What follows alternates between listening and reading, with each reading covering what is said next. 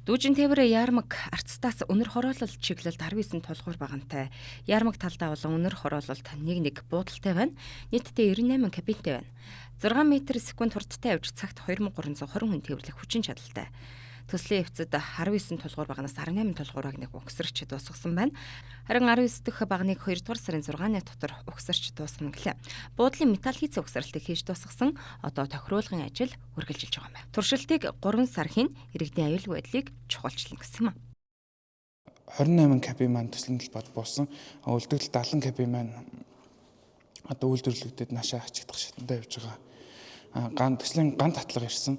8.4 км хурдтай 116 тонн жинтэй ган татлага ирсэн. Энэ ган татлагыг бид нэр 4 сарын 1-ээс угсралтай ажлыг эхлүүлнэ. 2 сарын хугацаанд ган татлагыг одоо угсрах ийм ажил хийгднэ.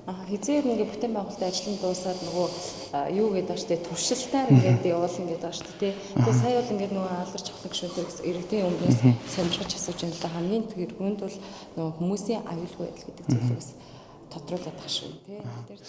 За туршилтын үед хүмүүс жоохон буруу ойлгоод байгаа шүү. Яг ийм олон 3 сар ингээл хий хоосон эргүүлээд ах шиг болгоод байгаа. Энэ нь болохоор үгүй. Бид нэр энэ одоо стейшн дээр байрлах одоо бүх ил тоног төхөөрөмжүүдийг туршина. Цахилгаантай холбоотой бүх одоо тоног төхөөрөмжийн тус тусад нь туршина. Энэ 98 кабиныг 98 л ингээд тус тусад нь хаалгана ажиллаж гинүү. Одоо энэ баригчин мэдрэгчүүд нь ажиллаж гинүү гэдгийг бүгднийг туршина.